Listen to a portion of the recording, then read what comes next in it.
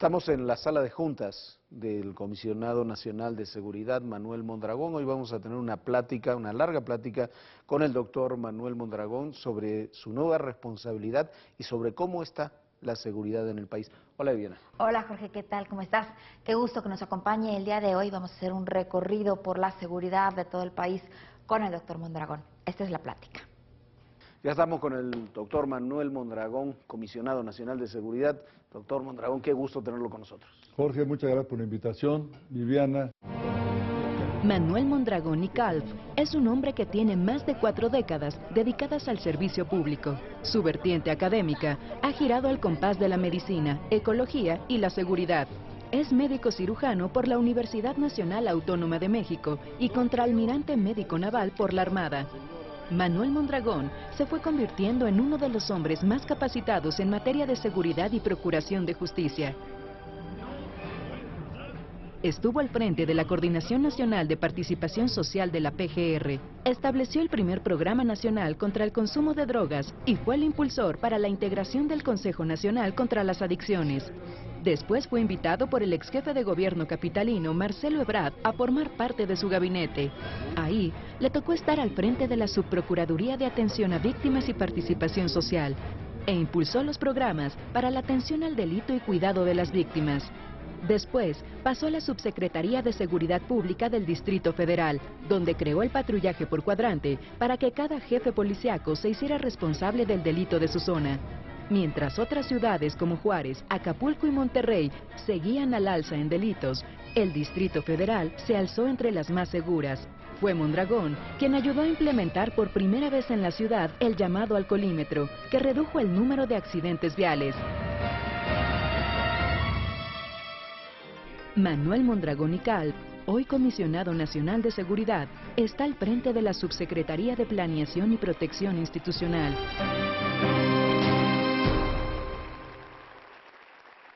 Doctor, ¿cómo siente la diferencia entre trabajar como encargado de seguridad pública en el Distrito Federal ahora que lo está haciendo a nivel nacional? Ya lo había hecho antes durante muchos años, pero esta transición, ¿cómo la lleva? Mira, hay cosas semejantes y hay cosas muy diferentes. Finalmente, como un elemento parecido, me encuentro con X miles de policías. Allá tuve a mi cargo 40,000 policías directos y otros 40,000 complementarios, a los que hubo que darles eficiencia, pegarlos a la ciudadanía porque estaban muy separados, y declaré entonces, y logramos un porcentaje alto de bajar corrupción.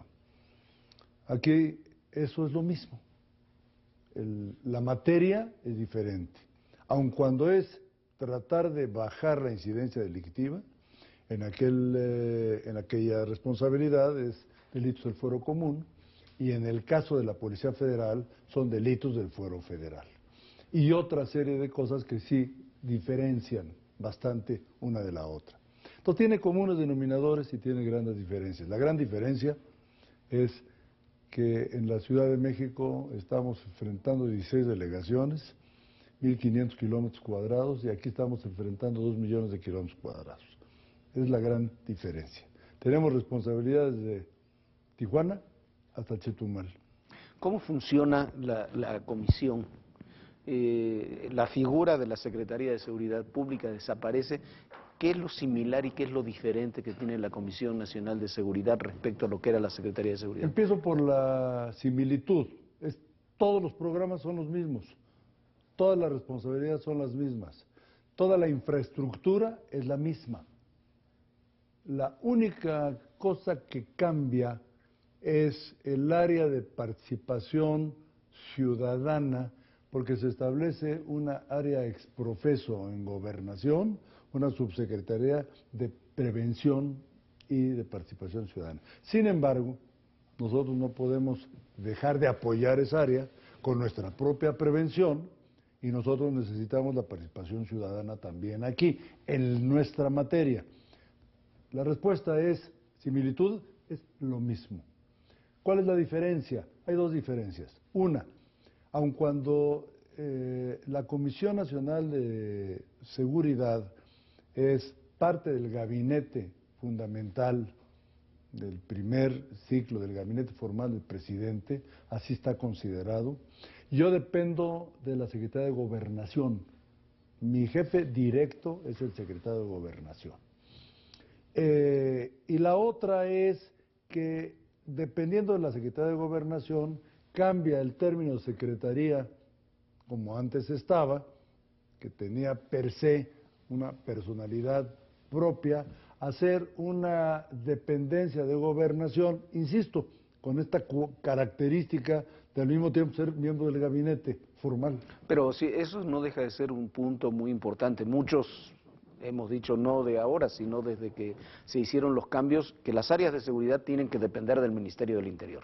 Tienen que tener una dependencia política de quien fija las políticas internas del país. A mí me pareció lo más lógico, lo más natural, y pues dicho sea de paso, tuvimos la experiencia en años anteriores, y no se trata de hacer una crítica, sino una descripción, de que no había la necesaria coordinación y vinculación entre unas y otras, y esto no dio buenos resultados.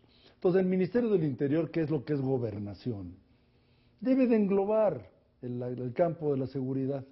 Hay quienes, y también me adelanto a decir a hacer este comentario, Jorge, Viviana, que entonces se va a politizar la seguridad. No es cierto. No. La seguridad, no porque dependa de gobernación, entra en una línea política. La seguridad es apolítica, no tiene nada que ver con ello. Una de las fallas, quienes lo vivimos muy de cerca del sexenio anterior, fue precisamente la coordinación entre todas esas instancias.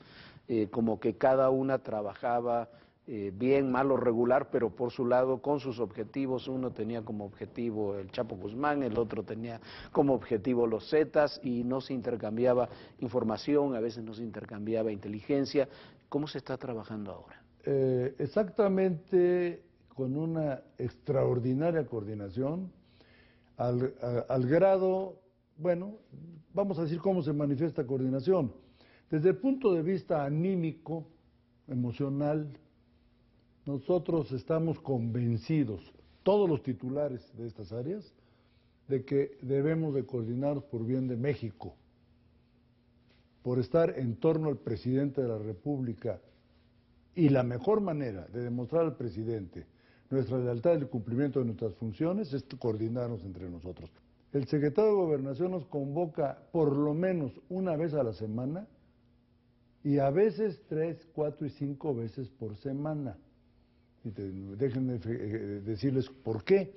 Porque nos convoca por lo menos una vez a la semana a los titulares de estas dependencias para ver cómo están las cosas, qué problemas fundamentales se están presentando, qué enfoque tenemos que darles, qué estudios tenemos que realizar cada quien, qué presentación tenemos que hacer y qué responsabilidad adquirimos cada uno de nosotros, coordinadamente.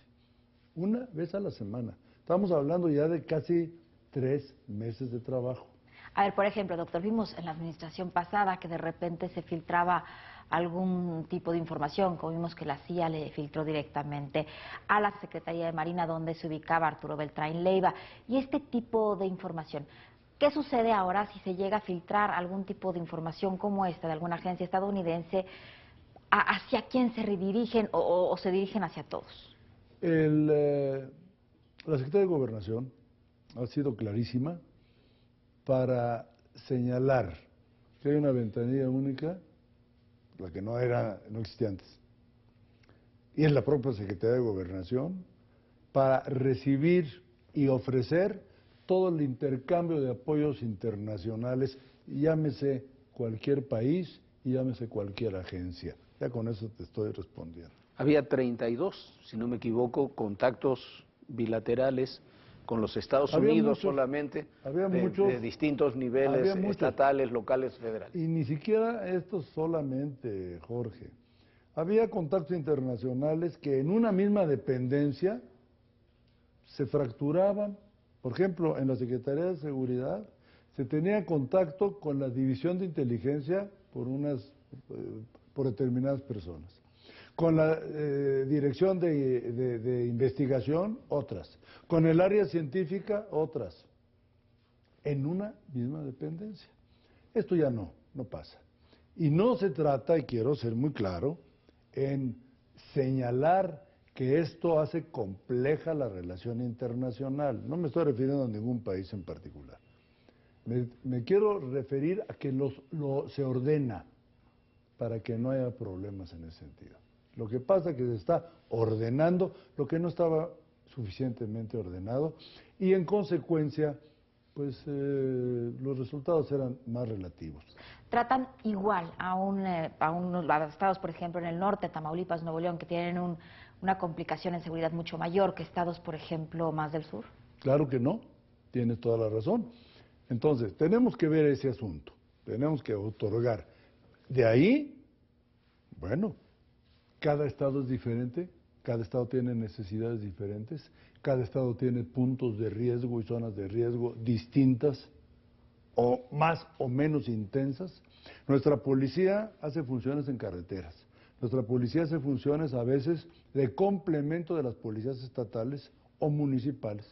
Nuestras policías a veces va en lugar de las policías estatales o municipales. De tal manera que se tiene que tocar en forma estatal o regional las zonas importantes que discutimos precisamente con los gobernadores. Déjenme ejemplificar. Policía de Caminos es la nuestra. Bueno, la Policía de Caminos a mí no me satisfacía cómo estaba funcionando. Punto. Y olvídense de mi precepto. ¿Por qué? Extorsión, poca atención, ineficiencia, insuficiencia. Por todas estas cosas. Hemos establecido 100 tramos carreteros en el país, los más importantes. He dejado, les llamamos cuadrantes, por aquello de que los cuadrantes a mí me parecen zonas de responsabilidad, en donde es fácil exigir, de acuerdo a tú estás en esta zona, tienes tales responsabilidades, tú tienes que responder con una patrulla o unas patrullas que no salen de esa zona, con policías que son los mismos, y tienes que decirme cómo se comporta la seguridad, cómo se comporta la atención a los que ahí viajan, y que no haya un peso de dádiva, si acaso la había. No estoy acusando que así lo hicieran, pero puede que había... Prevenir nunca está mal. Puede que hubiera prietitos en el arroz. De tal manera que aquí se acabaron esas cosas. Entonces, sí, hay carreteras que en determinadas regiones o estados son mucho más sensibles, mucho más susceptibles, y en donde además a veces no lo hacemos solos, lo hacemos en coordinación con el ejército, con la armada o con las policías estatales. Que hay que en una carretera en determinado estado, cualquiera que ustedes quieran, ya sabemos cuáles son. Yo no estoy para ejemplificarlos porque no es el caso. Tengamos que enfrentarnos a caravanas de 5, 7, 8 o 10 camionetas con personal de algún grupo, con un armamento enorme, pues una patrulla o 2 patrullas de la Policía Federal no bastan. Donde eso ocurre, estamos haciendo ya con nuestros cuadrantes carreteros acciones conjuntas con el Ejército y o la Armada de México y o las policías estatales. Porque hay zonas o regiones en donde está la conjunción de 1 o de 2 estados o de 3 estados. Quizás la comarca lagunera es ahí paradigmático tienes un ejemplo, en ese sentido, ¿no? Jorge, Claro. un ejemplo es la comarca lagunera. La comarca lagunera es identificada como una de las plazas más calientes del narcotráfico y por lo tanto más sangrientas del país. Está conformada por los municipios de Torreón y Matamoros en Coahuila, Gómez Palacio y Lerdo en Durango, con una mancha urbana de 1 millón de habitantes entre estos 2 estados. La zona metropolitana de La Laguna ha sido víctima en los últimos años de una ola de violencia que ha ido en aumento. Es considerada la puerta de entrada y de salida al llamado Triángulo Dorado, donde confluyen Coahuila, Durango y Chihuahua, el área de producción y trasiego de drogas más importante del país, desde Piedras Negras, Reynosa y Ciudad Juárez hasta la frontera con Texas, Estados Unidos. Los habitantes sobreviven desde hace años al fuego cruzado entre el cártel de Sinaloa y los Zetas, pero no siempre logran hacerlo. En 2011, la cuenta de homicidios en esta zona fue de 995 casos, que para 2012 subió a 1087 según un conteo de los medios locales. Desde el 2007 la violencia recrudeció cuando los Zetas comenzaron a disputar la plaza al Chapo Guzmán. Empezó entonces una ola de sangre con balaceras indiscriminadas, aparición de cadáveres decapitados y descuartizados en cualquier calle o colgados en los puentes, corrupción de policías, extorsión y secuestro de profesionales y empresarios y robo de vehículos. Tan solo en Torreón, los asesinatos escalaron de 33 en 2007 a 761 en 2012. Los habitantes han tenido que adaptarse a una nueva forma de vida ante la inesperada violencia que cada vez ha sido más frecuente. Las policías federales, municipales y estatales prácticamente sitiaron la ciudad con retenes permanentes de revisión vehicular en accesos y puentes, sobre todo hacia Gómez Palacio, y han cerrado centros de diversión nocturna. Sin embargo, es la misma población la que se dice incrédula de las acciones realizadas por las autoridades para disminuir los actos violentos. El pasado mes de enero, autoridades de Durango confirmaron la detención y traslado de 158 policías municipales de Gómez Palacio y Lerdo por su presunto vínculo con el Cártel del Pacífico. Entre ellos, el secretario de Seguridad Pública de Gómez Palacio, Víctor Cordero Georgiana, el director de Seguridad Pública del municipio de Lerdo, Andrés Valderas Pérez, además del resto de los elementos de la policía. A la fecha, 91 elementos fueron liberados ya que no se les encontró pruebas, mientras que el resto fueron puestos a disposición de un juez y siguen en investigación. En Gómez Palacio apenas quedan policías y la cárcel fue cerrada tras un motín el pasado 19 de diciembre que se saldó con una veintena de muertos. Unos 400 soldados protegen la ciudad y su alcaldesa, Rocío Rebollo, ha recibido varios atentados para que deje el cargo tanto en su casa y negocios familiares como en la alcaldía. La prensa también ha sido acosada por el crimen organizado, de manera que han amenazado y atentado contra los medios que han difundido información sobre ellos, como fue el caso del Siglo de Torreón con 3 atentados en menos de 3 meses. ¿Cómo está la seguridad del país? Mira, yo creo que la seguridad del país, todos tenemos una percepción. La seguridad del país se tiene que dividir en 2 grandes capítulos. Lo que está ejemplificado con números, en donde hay más homicidios, secuestros, la extorsión, robo con violencia, etcétera. Se tienen ubicadas las áreas, que también, no es el caso señalarlas en esta entrevista, pero sabemos dónde están los problemas más serios. Pero la otra parte, la percepción. ¿Dónde siento que hay problema? ¿Dónde la gente siente que hay problema? Entonces tenemos que trabajar en relación a los dos campos. El campo de los números, de las incidencias, en donde estamos trabajando y ocupados, pero de veras, en serio. Y cada vez se empezarán a ver más y más y más y más resultados. Por Policía Federal, y no puedo soslayar la contribución extraordinaria de las Fuerzas Armadas. Sin tampoco soslayar la obligación de las policías estatales. Oye, los gobernadores, y ahora con las policías únicas estatales también la integración con la policía estatal de las policías municipales. Son 400,000 personas. Entonces necesitamos que la percepción de la gente se torne en una percepción de que estoy atendida por la policía, me hace caso, es honesta, tiene una excelente actitud y me está dando más seguridad. Los últimos datos de la Encuesta Nacional de Victimización y Percepción sobre Seguridad Pública 2012 de INEGI señalan que 24.5% de la población mayor de 18 años ha sido víctima de algún delito. Entre los motivos que la población señala para no denunciar están las deficiencias de la autoridad como la pérdida de tiempo y la desconfianza que hay en ella. La principal preocupación es el tema de la inseguridad, en un 57.5%, seguido del desempleo con un 49.3% y la pobreza 34%. La encuesta contempla únicamente delitos del fuero común ocurridos durante 2011 y deja fuera hechos relacionados con la delincuencia organizada, narcotráfico, portación de armas y tráfico de indocumentados. El Instituto Nacional de Estadística y Geografía recaba información a nivel nacional sobre el fenómeno de la victimización delictiva y la percepción social respecto a la seguridad pública y el desempeño de las autoridades. Dicha encuesta estima que durante 2011 se generaron 1.2 delitos por víctima. Aunque leve, según INEGI, la sensación de inseguridad disminuyó de un 69.5% en 2011 a 66.6% al año siguiente. Pero sigue siendo preocupante la cifra negra de los delitos que la población no se atrevió a denunciar. Esa cifra negra alcanzó el 91.6%. Según cifras de la encuestadora Parametría, 30% de sus entrevistados señaló que en alguna ocasión había sufrido la violación a sus derechos humanos por parte de las autoridades. Señala que en el índice de víctimas visibles e invisibles de homicidio, en los últimos 5 años, México había acumulado casi 13 millones de víctimas de la violencia. De ellas, 3.208.000 fueron clasificadas como visibles, aquellas que habían sufrido directamente un delito de alto impacto, mientras que las invisibles, es decir, aquellas que comparten el hogar con las víctimas, llegó a más de 9 millones.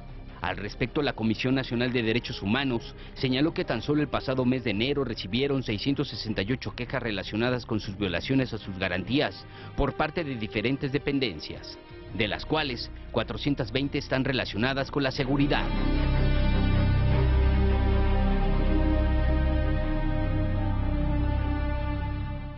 Si vemos los números, en diciembre hubo 1.200 muertos, cifras más, cifras menos, en enero otro tanto, en febrero otro tanto, y para cambiar la percepción hay que ir de la mano con resultados. ¿Cómo hacerlo? Yo te quisiera decir, y es parte de mi comentario, si ahorita quienes nos ven y nos escuchan, y lo voy a decir, señalamos resultados positivos, van a decir, no, jefe, hasta no cambiar la percepción. En el mismo periodo con respecto al año pasado, estábamos arriba en los decomisos de cocaína de 100 kilos a media tonelada por parte de la Policía Federal. Arriba en el 25% de decomisos de marihuana, etcétera, etcétera. En cristal, en todo. Estábamos a la baja en homicidios, creo que es en un 20%, abajo, o 14%, entre 14 y 20, no tengo el número exacto, pero estamos a la baja. Estamos a la baja en secuestros, estamos a la baja en todo eso. Sin embargo, no me ves, ahora es de acuerdo a la pregunta que me hacen. Hay una sensación, no de, digamos, de enormes problemas, quizá en algunos sitios, pero no es generalizada en todo el país y tampoco es grave. Controlada, yo diría que en general el país está controlado, sin duda la gobernabilidad del país está funcionando, pero esa sensación, esa percepción y también los números, también la incidencia, tenemos que corregirla. Hay desafíos, por ejemplo, los grupos de autodefensa. Sabemos que los grupos de autodefensa no son un desafío a la gobernabilidad del país, pero así comenzaron en otros países. Colombia quizás es paradigmático en eso, y terminaron siendo, por derecha o por izquierda, grupos que terminaron desestabilizando a todo un país. Lo que puedo decir en relación a esto, que es una situación en la que estamos ocupados. El secretario de Gobernación está profundamente ocupado de este asunto con nosotros. Hemos tenido reuniones, tenemos el diagnóstico, tenemos las perspectivas y sabremos qué hacer y sabemos qué hacer en relación a este asunto. Eso sí vale la pena que se sepa, porque hay policía comunitaria, vamos a decir, oficializada, hay otros grupos que se quieren sumar a la policía comunitaria, hay otros grupos que se denominan autodefensa, estos grupos están provocados o producidos por diferente tipo de personas, cada uno de estos grupos tiene sus características. Lo que sí puedo señalar es que no es constitucional la formación de estos grupos, no debemos de entender que estos grupos subsistan o continúen, y si acaso tenemos que ser muy cautos para ver con los gobernadores qué características se les dan a estos grupos, pero que estamos totalmente ocupados en ello, estamos totalmente ocupados en ello. Mañana vamos a continuar con la radiografía de la seguridad en el país, en esta plática con el doctor Mondragón, con todos estos reportajes y todas estas historias que usted ha visto y que conoce aquí en Todo Personal. Ya nos vamos, Viviana. Ya nos vamos, Jorge, pero efectivamente no se pierde el programa de mañana, donde continuaremos analizando toda la situación de seguridad para ver cuáles son los cambios que van a venir en este próximo sexenio. Gracias por habernos acompañado, que descanse, que la pase muy, muy bien. Hasta mañana. Gracias, Viviana, y recuerde, en el poder y en la política todo, pero absolutamente todo es personal. Gracias.